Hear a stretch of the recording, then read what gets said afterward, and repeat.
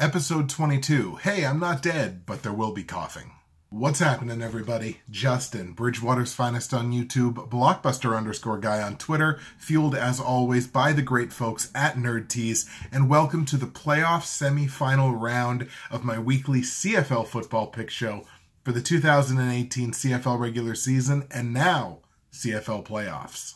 Obviously, I sound like I'm recording this through a loaf of bread, and it's not the camera's fault. It is 100% the fault of my throat and my voice. I have been sick for what feels like an eternity, but really has only been about 4 days. But I picked up something over my vacation, and I have been a big ball of misery since about Sunday late evening. It has not been good, and it obviously really affected my NFL show, which came out yesterday. It's affected this one because it pushed recording back a day. But man, this isn't just mid-season, regular season picks. No, this is the playoffs. I need my A game here. I need to be on camera, and we're slugging it out. I'm slugging it out for you.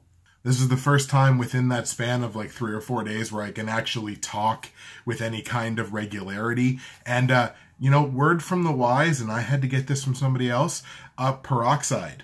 You know how you hear about like gargling with mild warm salt water? Gargle with like a teaspoon of peroxide in like lukewarm water.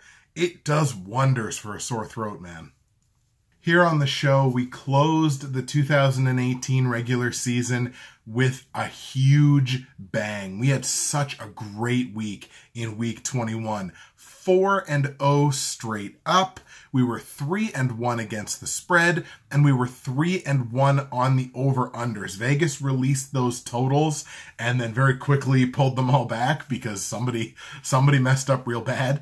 And we managed to take advantage of those because they were the totals at the time that we recorded last week's episode. So, hey, way to go. Again, straight up, 4-0. That's awesome. We finished the regular season 53-28 straight up. That's a clip of 65%, and that's an awesome number for us to have gotten to by the end of the regular season.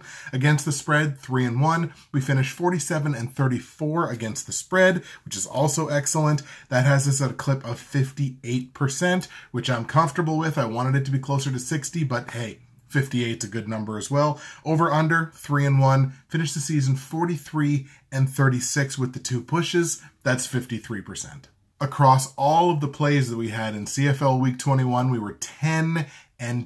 When you can go double digits, when you only have 12 plays to make to begin with, you had yourself a damn good week. So 10-2. We finished the regular season 143-98 and 2. That's a clip of 58.85%, and that includes the 2 pushes. So look, we're almost at a 60% clip overall in the CFL this season. A tremendously successful first season.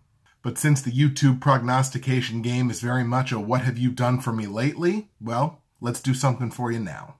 All has been decided. Our playoff teams and our playoff matchups have been set, and here is what the CFL playoff tree looks like. On the east side, your semifinal matchup is the BC Lions crossing over from the West Division, visiting the Hamilton Tiger Cats. The winner of this game this week will travel to Ottawa next week to take on the REDBLACKS in the East Division final.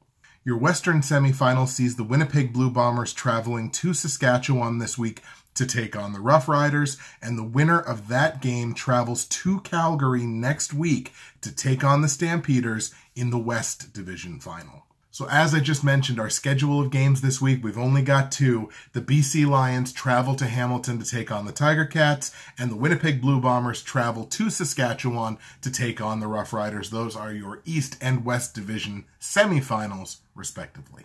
Now, before we talk about the games, I'm going to take the opportunity, as I always do, once again, to plug my good friends, our good friends, at NerdTees. NerdTees.ca. Use that promo code BWFinest. It's going to save you 15% at checkout. You're going to get free shipping on any order in Canada over $50. If you're in the US, boom, boom, 2 clicks of a button, everything is in US dollars, and you get a great conversion on the US dollar right now. Today's blend is root beer. Delicious, delicious root beer. You open the bag, boom, it just smells like you're living in a bottle of A&W root beer. It's tremendous. Such a great smell, such a great flavor. It's good hot, it's good cold. NerdTees.ca, promo code BWFinest. Save your 15%, get your free shipping if you order more than $50, find yourself something to love, and find someone you love something to love. You can do it on nerdtees.ca. All right, let's go to the East Division semifinal now. The BC Lions, again, traveling to Hamilton to take on the Tiger Cats. Season series between these two teams was tied at 1 win apiece. The Lions winning a thrilling 35-32 overtime game earlier in the season. That game was at BC. The most recent matchup was in Hamilton, where the Ticats took a decisive 40-10 victory.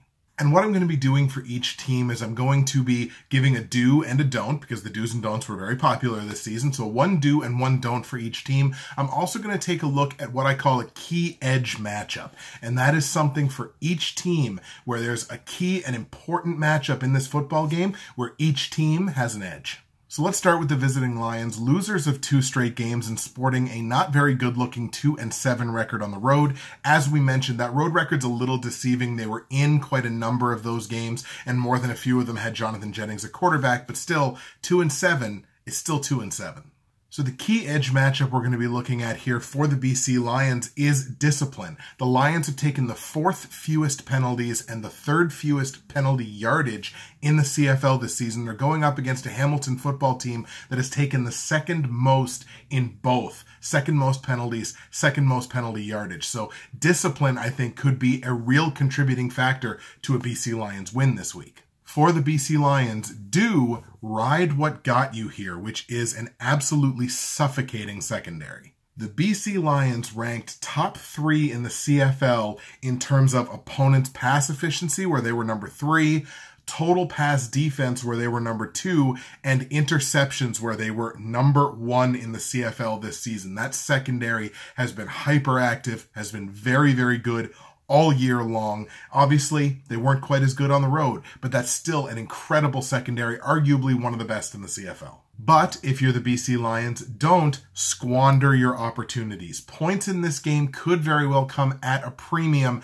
when you're playing a team that predicates their game, certainly on the offensive side, on winning time of possession. And as we move over to Hamilton's side, the Ticats, losers of 3 straight games, only 4-5 at home this season, so certainly not world beaters in their own building. That leans right into the key edge matchup for the Ticats, and that is time of possession. Whether you think it's an overrated stat or you don't think it's an overrated stat, this is what I can tell you. The Ticats were number 1 in the CFL this season in terms of time of possession. I think they were up over 32 minutes on average for time of possession. They are playing a team in BC that was 3rd from the bottom in terms of time of possession. So that is one area where the Ticats have been very good this season. BC has been leaving something to be desired. If Hamilton can control the clock, possess the football, they're going to be putting themselves in a great position to win. If you're the Ticats, do lean on the run game. The Ticats sport a 3-headed monster at running back who can all do slightly different things in the run game. But whether it's going to be coming from White, who has carried the ball 37 times for 248 yards across his last 3 games, whether it's going to come from Alex Green, who has 13 plus carries in 6 of his last 8 games, or 6 of his 8 games that he's played in this season, rather. Or it could come from Mercer Timmons, who hasn't gotten a ton of volume, but has 4 rushing touchdowns this season. You got a 3-headed monster there that can all do different things. So whoever it happens to come from, I think the Ticats really need to lean on the run game this week against such a good secondary. But if you're the Ticats, don't dwell on the big plays. BC is number 2 in the CFL this season in terms of pass completions of 30 yards or more. Those are crazy demoralizing for a defense, but it's not a place that you can live. If you decide to live there, because BC's going to get a couple of those in this game, there's no question about it. So they're going to happen, they're demoralizing, but they're temporary. You cannot live in those plays. If Hamilton does, I don't think they have any shot in this game. I'm just going to say both of these games were incredibly difficult for me to pick this week, and it was arguably my most difficult week picking of the season, and there were only 2 games, but it's because of, obviously, the magnitude of these games. I think where I finally landed with this one was, like, if and when Hamilton is forced to have to win this game on the ground. And I think that's what BC's secondary is going to do. They're going to take Masoli out of the picture. They don't have that deep ball threat in Brandon Banks. They can't take the top off that secondary. So when Hamilton is forced to have to win this game on the ground, I don't think they will, because the Lions have Solomon Elimimian coming back. Despite the fact that they're underdogs in this matchup, despite that 2-7 road record, I think the BC Lions get it done here. I'm going to take the Lions in the upset on the road in Hamilton. I got BC knocking off the Ticats. On the line, Hamilton's a 1-point favorite at home. BC obviously 1-point dog on the road. We like BC to win, so we're going to be going on that one. Let's go BC plus the single point.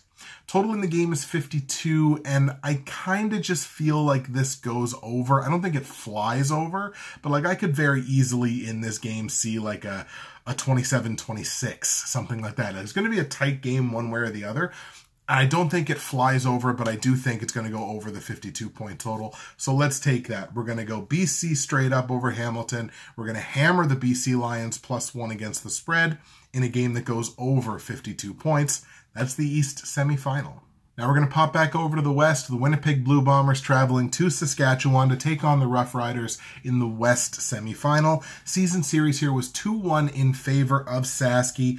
They won games in Saskatchewan and in Winnipeg this season, did the Roughriders. The game in Saskatchewan, the first game they played this season, a 31-23 decision for the Roughriders. The game in Winnipeg, 32-27. I believe that was the Banjo Bowl. But then you had Winnipeg, the second game this season in Winnipeg. The Blue Bombers came out and pitched that shutout, 31-0. They beat the Roughriders, and I feel like that game kind of looms heavy here.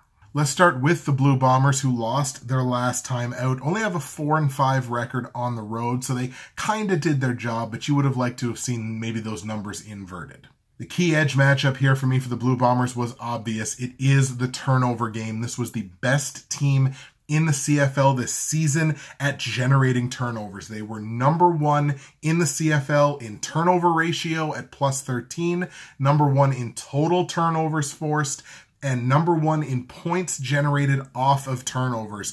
And there was not a particularly close second in this area this season. If you're the Blue Bombers, do blitz early and blitz often. And this is my mindset behind this. Everyone knows Zach Collaros is not going to be 100% in this football game. We don't even really know if Collaros is going to play. We all think he's going to play. We all assume he's going to play.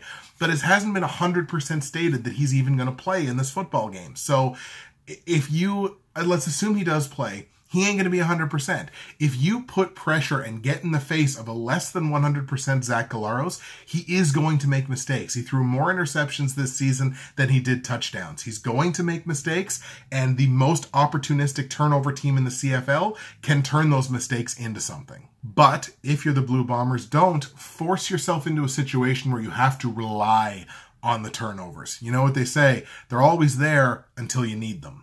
The turnovers are great, the turnovers are nice, but you can't assume they're always going to be there. Let's look at the home side. The Roughriders, winners of 2 straight games, a 6-3 record at home, which means they did get the job done, the proverbial job done, on home field this season. The key edge matchup that I see here for Saski is the scoring run defense. And what I mean by that is the Roughriders allowed the fewest rushing touchdowns in the CFL this season. They're up against the team that allowed the most. Winnipeg allowed, I believe it was 20 rush touchdowns this season. I think Saski only gave up 11 or 12. So that's a pretty decent edge, even over an 18-game season. If you're the Roughriders, do sell out to stop the run.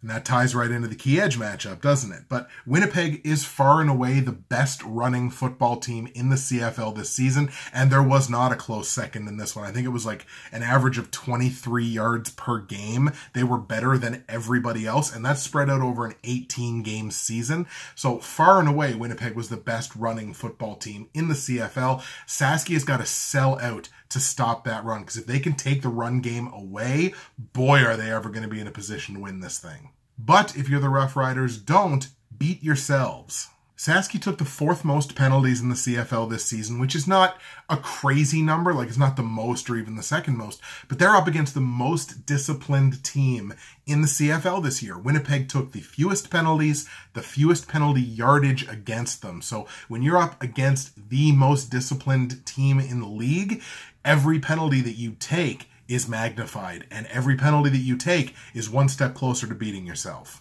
Hey, remember when one of these teams shut out the other one just a few weeks ago? Look, I realize why most people are on Saski in this game. They beat Winnipeg 2 of the 3 times they played them this year. They were good at home. Winnipeg was mediocre on the road.